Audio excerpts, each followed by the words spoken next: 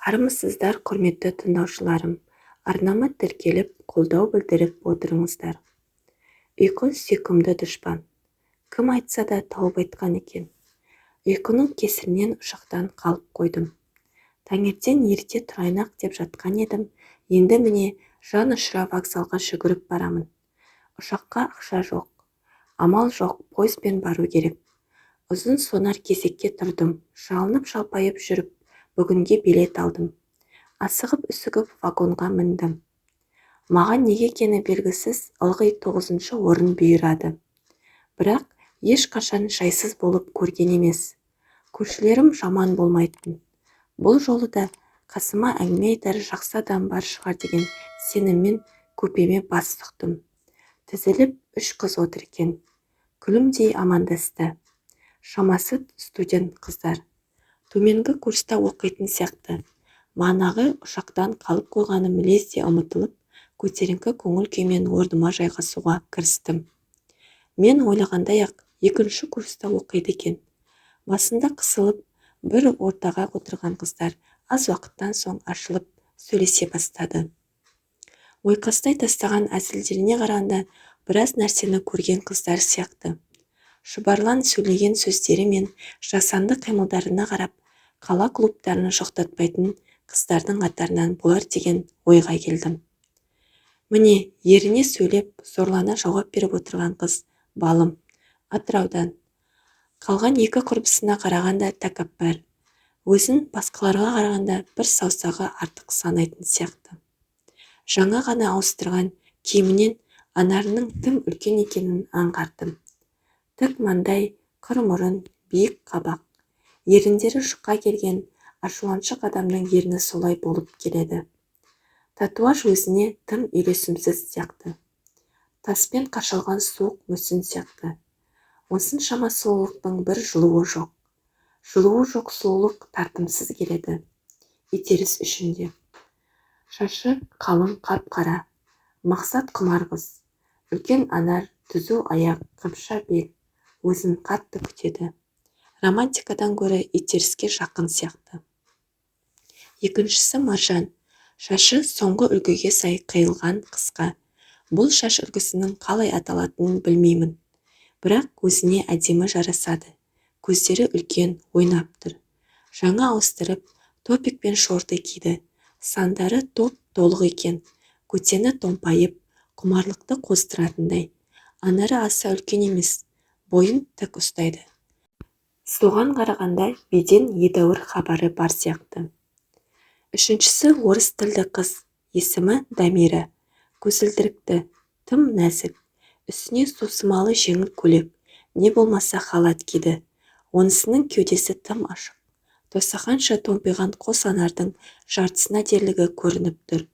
Мінезі, биязы, әзіл қой. Дегеннен ақ менің әңгімем Дамирамен жараса кетті.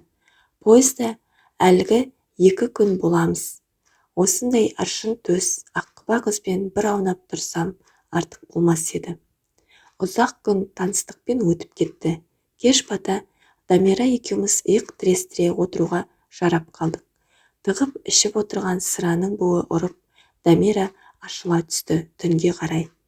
Тамбурға шығып, жеке қалған сәттерде аймаласып жүріп жатар кезде әбден қиналдым. Бір жақсысы орнымыз төменде. Түннің бір уағында оянып кеттім. Бәрі ұйықтап жатқан сияқты. Терезеден түскен алакеуім жарық Дамираның мүсінін арнық көрсетті. Томпақ көті мен мұнда алып, ет бетінен жатып ұйықтап жатыр екен. Жақындай бере қолымды сөздім. Көтінен бір сипап өттім. Денесі бір діріл қағып, әрі қарай ұйықтай берді. Кенет оның анарын ұстағым келіп кетті. Құмарлық бойымды билеп, қысқа етектің астына қолымды сүңгіттім. Денесі жып-жұмсақ екен. Аппақ санын сипалай, ұятсыз қолдарым жоғары қарай жылжыды. Саусағым трусидің шетіне ілікті. Көйлектің етегі түріліп, ашық түсті труси анық көрінді. Менің айғырым бас көтеріп шортыны тесіп шығардай болды. Есім кете трусидің ішіне қол салдым. Осы сәтте қыз оянып кетті. Мен қолымды алып үлгере алмадым. Ол шап беріп ұстай алды. Төбеме мұздай су құйып жібергендей қаттым да қалдым. Қыз ұйқысырағансып, қолымды жібермеген қалпы шалқалай жатты. Менің қолдарым трусидің ішімен сырғи отырып, енді күнтимесінің тұсына келіп тірелді.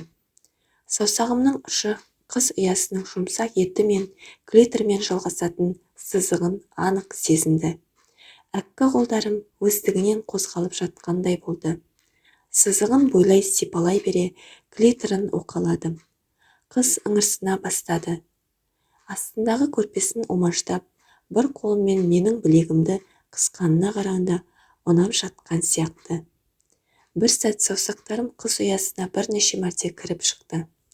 Қыздың ыңқылдаған дауысы мені мүлде қоздырып жіберді. Бұты суланды. Дамира мені өзіне қарай тарта бастады.